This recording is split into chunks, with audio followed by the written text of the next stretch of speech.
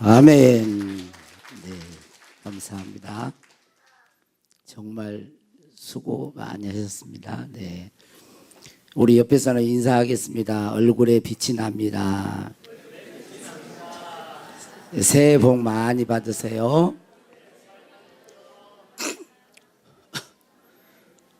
저도 모교회가 어릴 때 다녔던 그 교회가 시골 교회입니다. 시골 교회의 풍경이 뭐냐면 추석이라든지 또 설이라든지 이런 명절이 되면 그 자녀 손들이 이렇게 같이 모여가지고 예배를 드렸어요. 그래서 잘 모르다가도 명절 때 보면 아, 저분은 누구 손주, 누구 아들, 딸 이렇게 다 알았거든요. 근데 이제 지금 시대가 이렇게 되어지면서 이제 시골에 계셔도 자녀들 보러 이제 서울로 이렇게 도시로 가는 추세고 또 내려오는 이렇게 또 추세예요. 이렇게 올라갔다 내려갔다 이렇게 이러세요.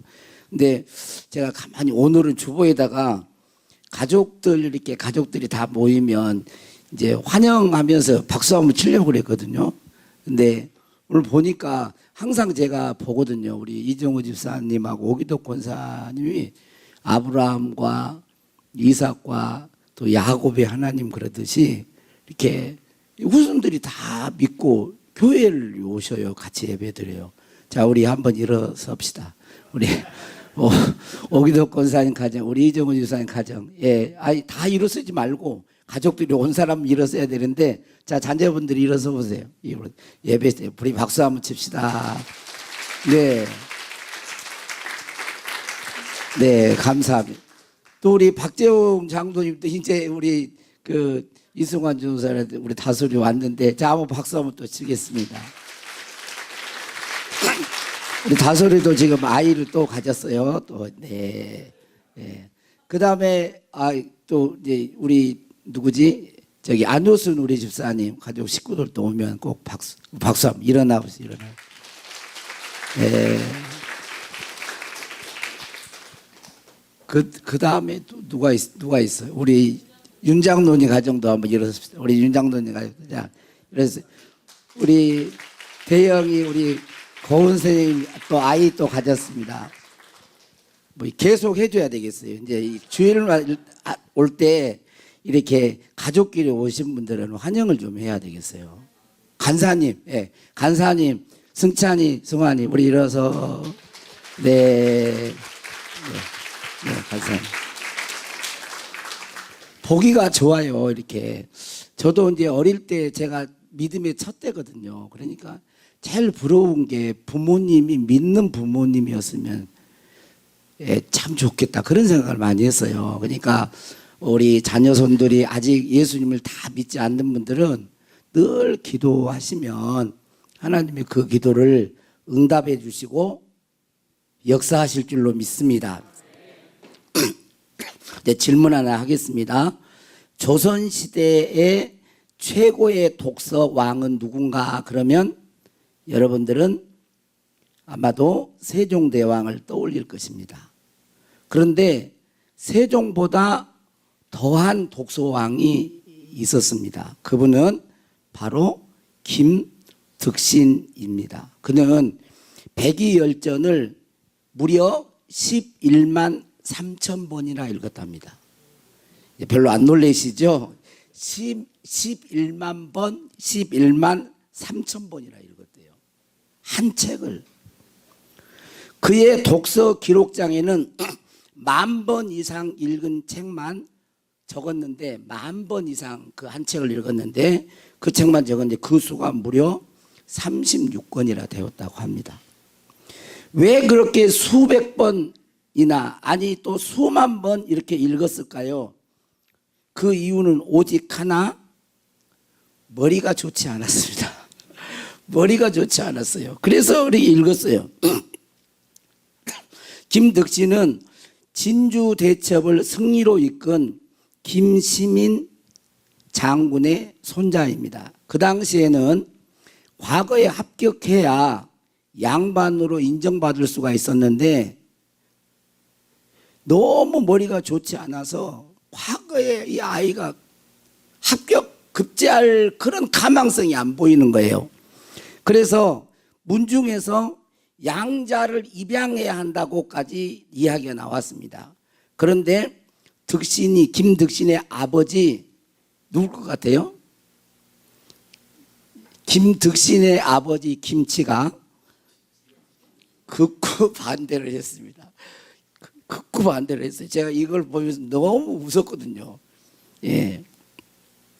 내가 아이를 어떻게 해서든지 공부를 시켜 과거에 합격시킬 테니까 양자 입양만은 막아주세요. 그렇게 부탁을 했습니다. 그래서 김덕신의 아버지 김치는 포기하지 않고 아들을 가르쳤습니다. 그리고 세월이 흘러 세상을 떠나기 전 유언을 했습니다. 뭐라고 유언을 했느냐면, 덕신아, 이제 공부를 그만하거라. 내가 죽으면 너를 가르칠 사람도 없을 것이다. 이러면서 공부 그만하라고 유언을 했다는 거예요. 그런데 이 덕신이는 그 말을 다르게 받아들였습니다. 더 열심히 공부를 하라는 그런 말로 받아들였어요. 그래서 밥을 먹을 때도 책을 들고 다녔고, 또 책을 읽었고, 길을 가면서도 책을 들고 읽고 다녔습니다. 어느 날 일학 가운데 이런 이야기가 있는데, 어느 날 로비오와 함께 길을 가다가 어떤 집에서 글 읽는 소리가 들립니다. 그는 가던 길을 멈추고 한참을 생각합니다. 어디서 많이 들어본 글인데 어디였지? 노비가 묻자 저 글귀는 어디서 내가 많이 들어봤는데 잘 생각이 안 나는구나. 그러자 노비가 말을 합니다. 나리, 저는 글도 읽을 줄도 모르고 쓰지도 못하지만 저 글은 압니다요. 나리께서 매일 아침 저녁으로 읽으시던 백의열정 첫 장, 첫 문장이 아닙니까요? 그랬다는 거예요. 수백 번을 읽어도 기억하지 못할 만큼 기억력이 좋지 않았습니다. 그러니까 얼마나 답답했겠어요. 그는 기억이 나지 않을 때마다 수염을 한 올씩 잡아가지고 뜯었다는 거예요. 그래가지고 전에 오는 이야기에 수염이 하나도 없답니다. 얼마나 수염을 잡아 뜯었든지. 그런 얘기가. 그는 기억이 나지 않아서 그렇게 했다는 거예요. 그러나 김덕신은 포기하지 않았습니다.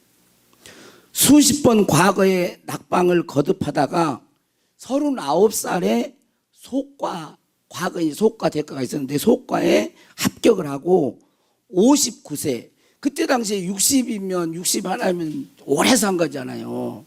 그런데 59세에 대과에 이제 급제를 합니다. 그는 대단한 업적을 남긴 인물도 아니었습니다. 그러나 자신의 묘비에 직접 이런 글을 남깁니다.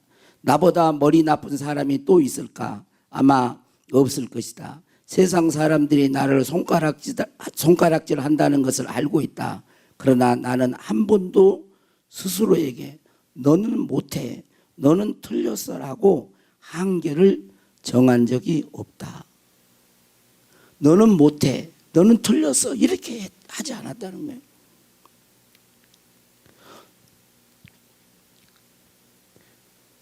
나보다 재주가 있고 또 글을 빨리 깨우친 사람도 있을 것이다. 시험에 빨리 합격한 사람도 있다. 그러나 그들은 나처럼 이름을 남기지 못했다. 그런데 훗날 사람들이 이 김덕신이를 당대의 최고의 시인이라고 평가를 했습니다. 우리는 어떻습니까? 너무도 쉽게 남과 비교하면서 나는 머리가 나빠, 나는 좋지 않는 환경에서 태어났어, 나는 이것도 부족하고 저것도 부족해, 그러면서 스스로를 포기해 버리지는 않습니까? 그러나 같은 책을 11만 3천 번 읽으며 끝까지 포기하지 않았던 그의 삶은 우리에게 깊은 감동과 도전을 주고 있습니다. 그렇다면 예수 믿는 우리들은 어떤 사람일까요? 예수 믿는 우리들은 어떤 사람일까요? 세 가지만 오늘은 말씀을 드리도록 하겠습니다. 첫째, 우리들이 잘 아는 예수 믿는 사람은 하나님의 자녀인 것입니다. 예수님을 영접한 사람들은 하나님의 아들이요 딸입니다. 요한복음 1장 12절에 영접하는 자 곧 그 이름을 믿는 자들에게는 하나님의 자녀가 되는 권세를 주셨으니라고 우리에게 말씀하고 있습니다. 여러분은 예수 그리스도를 영접했고 믿습니까? 마음에 예수 그리스도를 마음의 구주로 모셔드리고 그분을 믿느냐는 거예요. 그렇게 예수 그리스도를 영접하고 믿는 그 사람은 하나님의 자녀가 된다라고 말씀하고 있습니다. 베드로전서 2장 9절에 보면 너희는 택하신 족속이요 왕 같은 제사장이라고 말씀하고 있습니다. 왕 같은 제사장이라는 말은 어떤 뜻입니까? 우리가 왕족이라는 뜻이에요. 하나님이 우리를 볼 때 우리를 왕 같은 제사장으로 본다는 거예요. 제가 처음 이쪽에 왔을 때 이시 여기 효령대고 명가가 있잖아요. 그래서 제가 이렇게 인사를 하면 잘 인사를 안 받았습니다. 그리고 제가 전에 여기 교회 담임했던 그 선임 그 목사님이 말을 하는 거예요. 거기 가면은 양반 대접하면 안 된다고. 왜 그러냐 그랬더니 거기는 왕족 대접을 해줘야 된다는 거예요. 그래 그러니까 대단히 그 자긍심이 있는 거예요. 근데 우리는 세상 사람의 가문의 어떤 출신이 아니에요. 만왕의 왕 대신 하나님 아버지의 아들 딸이니까 우리는 왕족인 거죠. 할렐루야. 그렇게 우리를 하나님은 보신다는 것입니다. 우리 자신들이 그렇게 스스로 생각하지 않을지라도 하나님은 우리들을 하나님의 자녀 왕족으로 보십니다. 특별히 연단 과정에 있거나 광야길을 걸어갈 때는 정반대로 보일 수가 있어요. 다윗과 요셉을 보십시오. 다윗은 왕으로 부름을 받았습니다. 그런데 왕으로 부름을 받았음에도 불구하고 그는 초기에 굴 속에 숨어 다녀야 했습니다. 아니 내가 이스라엘 왕으로 기름 부음을 받았는데 내가 굴 속에 지금 피해 다녀야 되는 그런 상황인 거예요. 아니 이런 왕이 어디 있어? 이렇게 생각할 수 있죠. 요셉을 또 보십시오. 요셉은 그 당시 자기 민족과 주변 국가를 살리는 사람으로 부름을 받았습니다. 그런데 노예가 된 거예요. 노예로 팔려간 것입니다. 억울하게 감옥에 갇혀 그런 세월을 보내야 했습니다. 그래서 이런 시기에 상황을 보면 내가 하나님의 아들이요 딸이요 왕족이라고 해도 정반대로 보일 수가 있습니다. 하찮은 존재같이 보일 수가 있는 것입니다. 그러나 그렇지 않습니다. 할렐루야. 하나님은 우리들을 하나님의 아들, 딸로 보신다는 것입니다. 그래서 우리의 생각과 사고를 하나님이 말씀하시는 진리로 우리의 마음을 늘 새롭게 해야 됩니다. 다른 사람들이 우리 자신을 무시하고 하찮게 여겨도 그 사람의 말에 너무 귀 기울이지 말고 하나님이 나를 어떻게 보시는가 그 말씀을 받아들여야 되는 거예요. 할렐루야. 내가 어디로 가는지를 보시고 지금의 순종을 통해서 하나님이 역사하실 것을 믿어야 돼요. 말로만 하나님이 나와 나는 하나님의 아들이야 이러고 하나님 말씀대로 살지도 않고 막 그러지 말고 하나님의 자녀는 하나님의 말씀을 듣는 거잖아요. 그 순종을 통하여서 어렵지만 환경 그러지만 이 순종을 통하여 하나님이 더 높은 그런 하나님의 영광의 빛을 드러낸 자녀로 하나님께서 영향력을 미칠 것을 여러분과 제가 믿어야 될 줄로 믿습니다.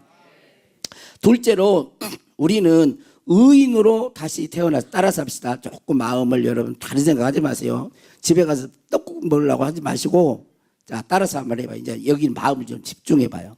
자 나는 의인으로 다시 태어난 자입니다. 자, 로마서 4장 25절. 자, 한번.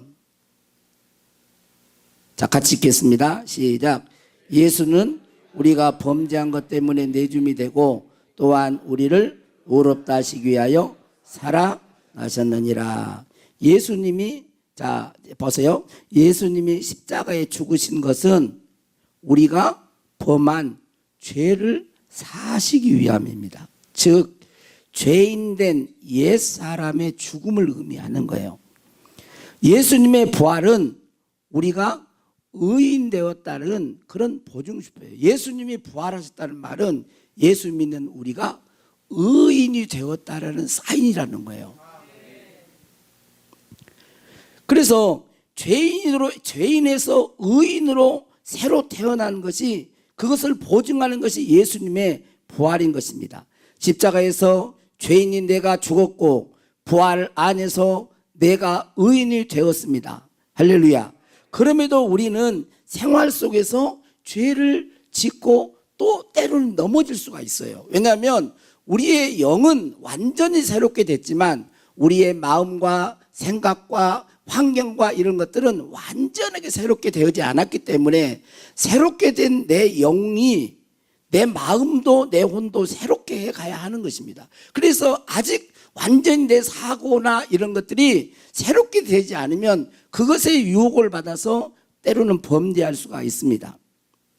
그렇지만 우리가 범죄했다고 해서 하나님의 아들이 안 되는 것도 아니고 딸이 안 되는 것도 아니에요. 죄인, 다시 의인으로 태어났는데 다시 죄인이 되는 게 아닙니다. 범죄해서 우리가 회개해야 되겠지만 우리의 정체성, 하나님이 우리에게 붙여준 정체성은 죄인이 아니라 의인임을 확실히 믿어야 합니다. 그래서 예수님의 부활을 믿는 사람은 죄의식 속에서 살지 않고 의인의식, 그러니까 의의식 속에서 살아가는 것입니다. 그리고 실제로 그분의 부활, 그분의 새 생명으로 사는 사람들은 의인의 정체성을 가지고 당당하게 사는 거예요. 자, 셋째, 따라서 하겠습니다. 성령님은 우리 안에 거하십니다. 골로새서 1장 27절에 보면 비밀이 있는데 이 비밀은 너희 안에 계신 그리스도시니 곧 영광의 소망이라 그랬어요. 우리 안에 부활하신 예수 그리스도가 계신다는 거예요. 그리고 고린도전서 3장 16절 같이 읽겠습니다. 시작. 너희는 너희가 하나님의 성전인 것과 하나님의 성령이 너희 안에 계시는 것을 알지 못하느냐. 성령이 어디 계신다는 거예요?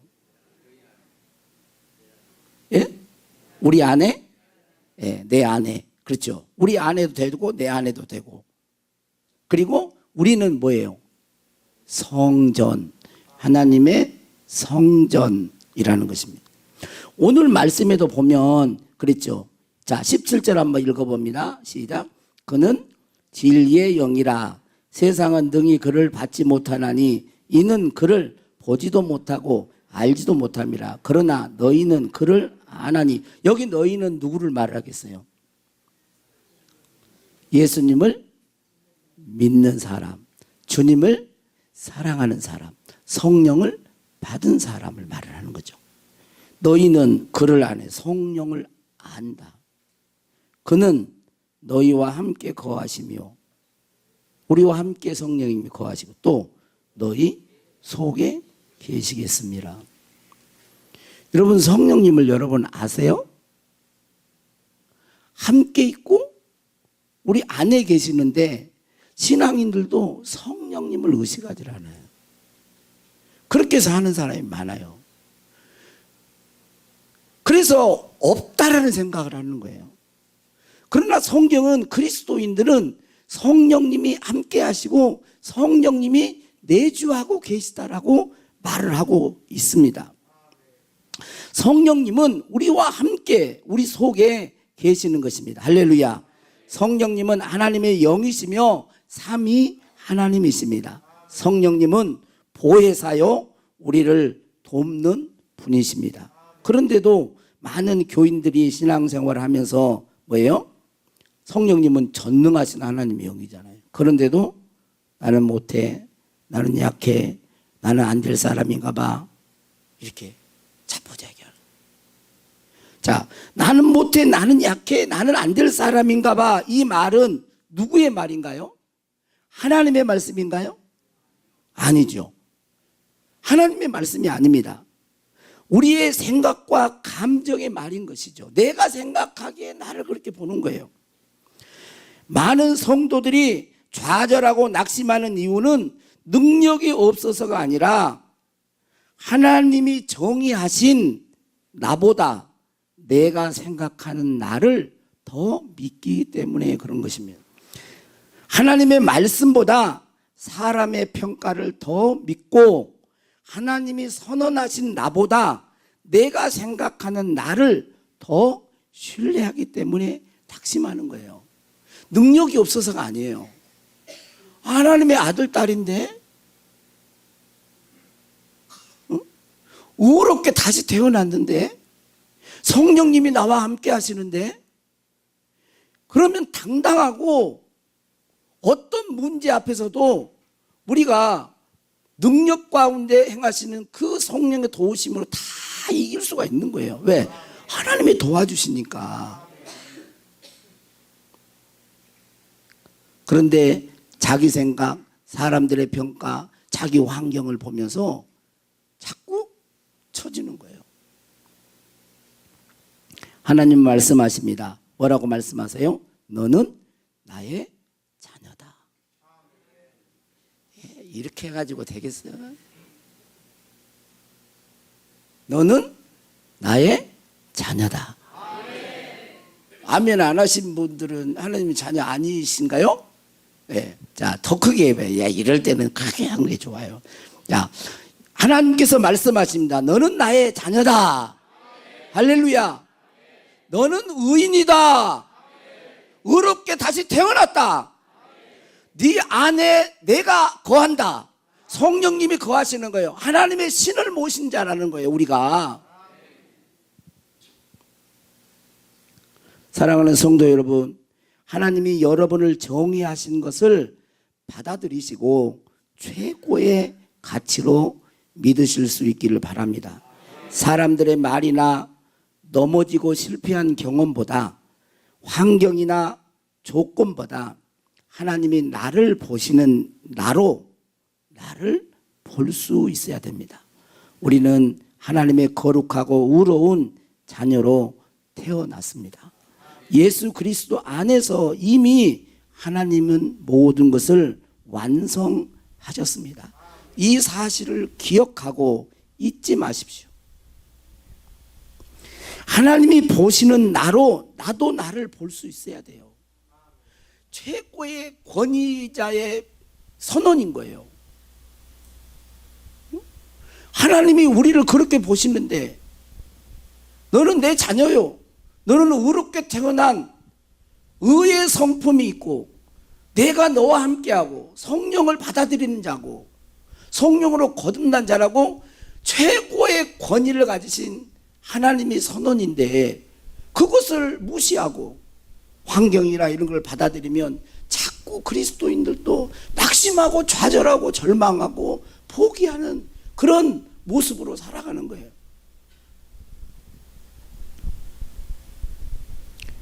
그리고 이렇게 나로 그렇게 보면서 만지지 마세요. 만지지 마. 보면서 여러분 그리고 스스로 선포하세요. 나에게 그렇게 선포하세요. 나는 하나님의 아들이다. 우리 아들만 해봅시다. 나는 하나님의 아들이다. 우리 여성분들은 나는 하나님의 딸이다. 나는 죄인이 아니라 의인이다. 의의 본성을 가졌다. 할렐루야. 내 안에 부활하신 예수님이 계시고 내 안에 성령님이 거하신다라는 하나님의 선언을 여러분들이 받아들이실 수 있기를 바랍니다. 언제까지요? 다시 오실 때까지. 예, 그런 성도로 사라질 때까지. 결국 이것은 영적 싸움인 거예요. 하나님의 자녀의 권세가 나타날 때까지, 의인으로서 의의 열매가 풍성히 맺혀질 때까지, 하나님의 성령의 전으로서 성령의 권능이 나타날 때까지. 여러분들의 몸이 하나님의 영이 거하시는 성전이에요. 성전이 되라가 아니고, 그리스도인은 그런 정체성 가지고 살아야 돼요. 성전. 그 성전이면 성령으로 가득 채워져야지. 성령으로 가득 채워지면 뭐가 나가겠어요? 성령이 흘러가는 거예요.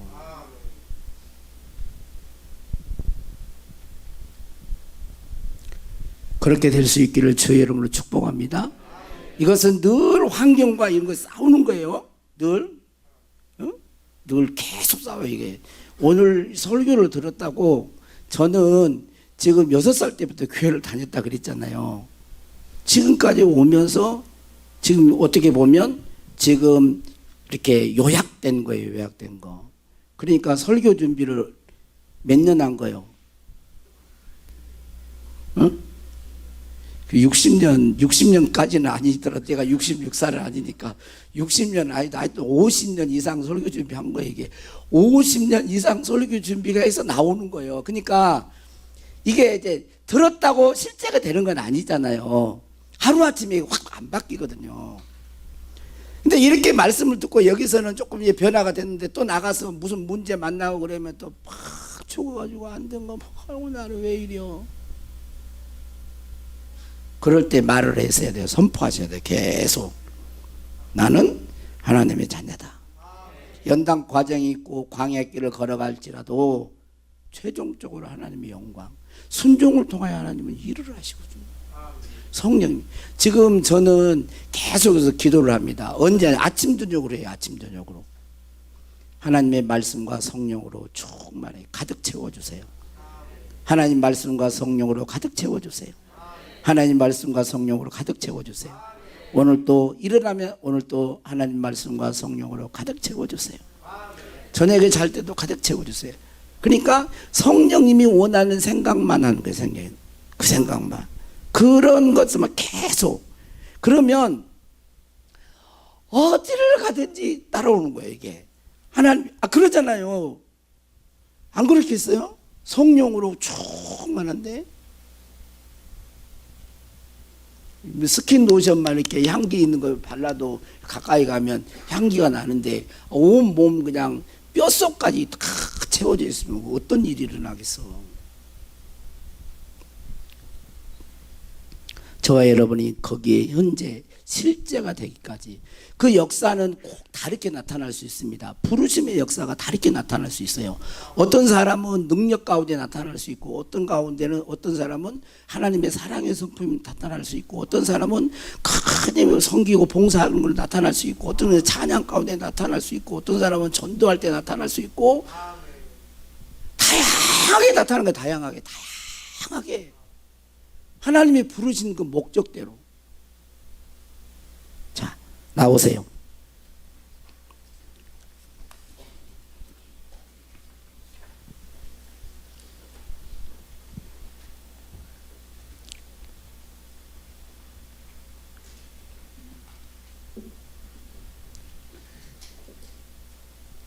저는 그 하나님이 이제 은사를 주신 것 중에 하나가 사람의 감정이나 마음을 쉽게 빨리 읽어요.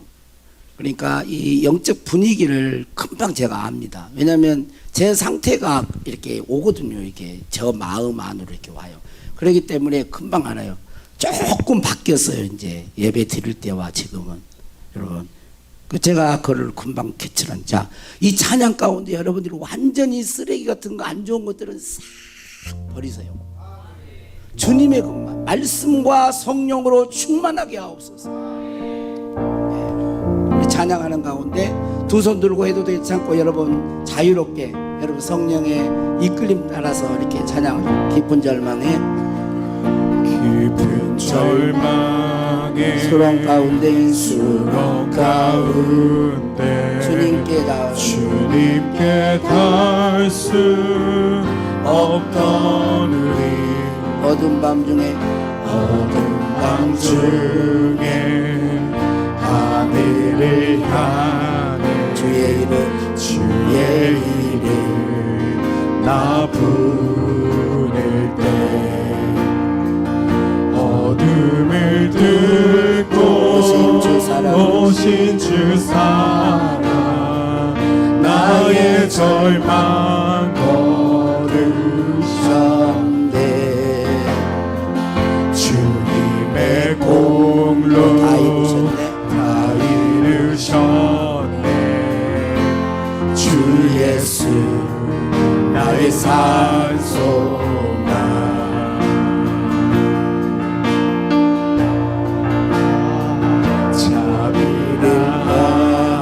한없는 없는 은혜 증량할까 영광을 떠나 영광을 떠나 이 땅에 오신 죄가 되신 구주 예수 주의 십자가 내게 말하 영원히 날 용납되네 아름다우신 와 나는 주의 그리스도 나의 산소만 할렐루야 주를 찬양하여라 할렐루야 자유케 하셨도다 죄의 저주 끊으신 주께 구원이 있도다 주 예수 나의 산소만 할렐루야 주를 찬양하여라 할렐루야 자유케 하셨도다 죄의 저주 끊으신 주께 구원이 있도다 주 예수 나의 산소만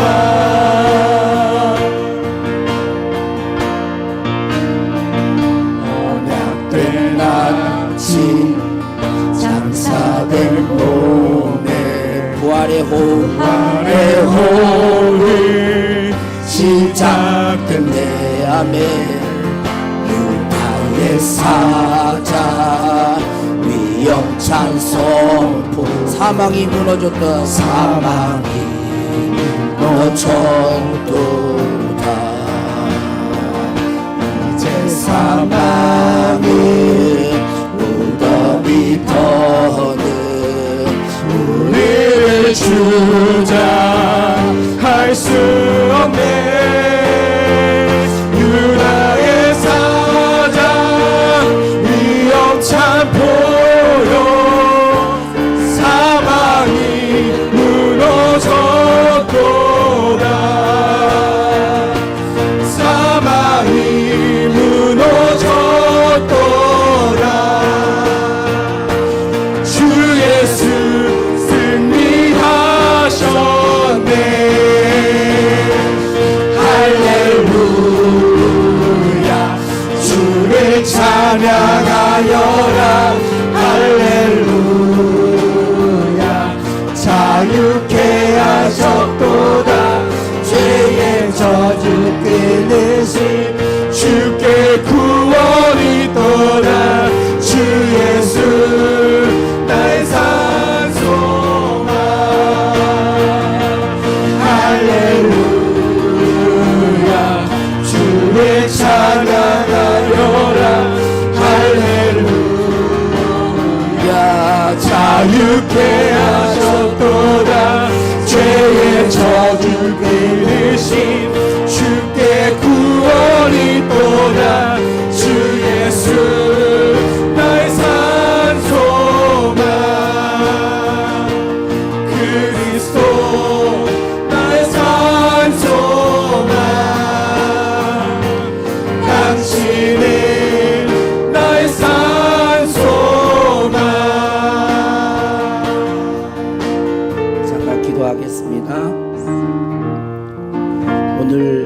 하나님이 여러분들에게 여러분들을 정의하신 그것을 받아들이세요.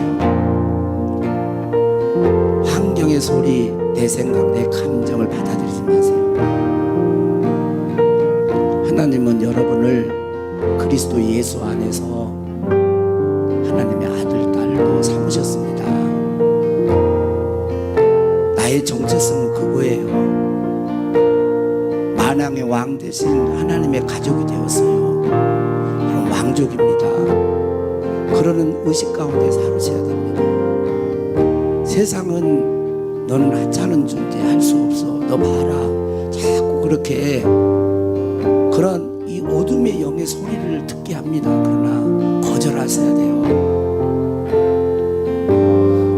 그리고 우리는 죄인이 아니에요. 정체성은 의인입니다. 의의 생명을 가졌어요.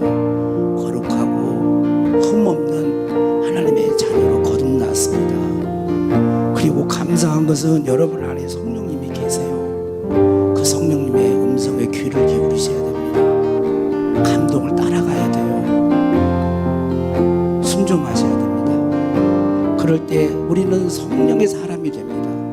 성령으로 가득가득 채워지는, 성령의 생기가 채워지고, 그래서 말할 때 그 말이 생명을 살리는 말이 되는 거예요. 생명력 있는 말씀이 되는 거예요. 내가 너희에게 이런 말이 영이요 생명이라, 예수님이 말씀하신 것처럼 예수님을 믿는 자는 예수님이 하신 일을 하고 그보다 더 큰 일을 하도록 우리를 부르셨고 성령을 보내주신 줄로 믿습니다. 성령이 권능이 필요할 때는 권능으로, 성령의 열매가 필요할 때는 열매로. 세상의 영은, 이 어둠의 영은 우리를 삼키려고 합니다. 그러나 우리 안에는 그 세상을 이기는, 세상의 영보다, 세상의 신보다 더 크신 하나님의 영이 계신 줄로 믿습니다. 나를 그렇게, 나도 그렇게 볼 수 있어야 됩니다. 사망과 어둠과 저주, 예수 그리스도의 명을 떠나가 사랑하는 성도들에게 다시 한번 부활의 소망을 주시고 예수 그리스도 안에 살아있는 소망을 품게 하여 주옵소서. 하나님의 부르신 그 부름의 목적대로 쓰임받게 하여 주옵소서. 너희는 택하신 족속이요 왕같은 제사장들이니라. 아름다운 덕을 선전하라고 부르신 선한 영향력을 미치는 그러한 자로, 그래서 하나님의 나라를 세우기를 원하시니 하나님 아버지, 우리가 이제 주님의 음성을 듣고 그 음성을 받아들이며 그 말씀 진리가 최고의 가치가 있음을 붙들겠습니다. 그리고 우리의 마음을 새롭게 해가겠습니다. 환경이나 이런 것보다도 그 진리의 가치를 두고 우리가 나아가겠습니다. 순종하며 나가겠습니다. 일하실 주님 찬양합니다. 영광을 받아 주옵소서. 새 일을 행하실 주님을 찬양하고 우리 구주 예수님의 이름으로 기도하옵나이다. 아멘. 예. 권사 주가 역사하시네. 바다에 길을 내며 하늘에 빛을 두신 주, 내 깊은 두려움 다시 서주시네. 주품에 가득 안겨 언약의 길을 걸으리. 한없는 그 사랑 나 찬양하리라. 낙심한 자 다시 회복하시는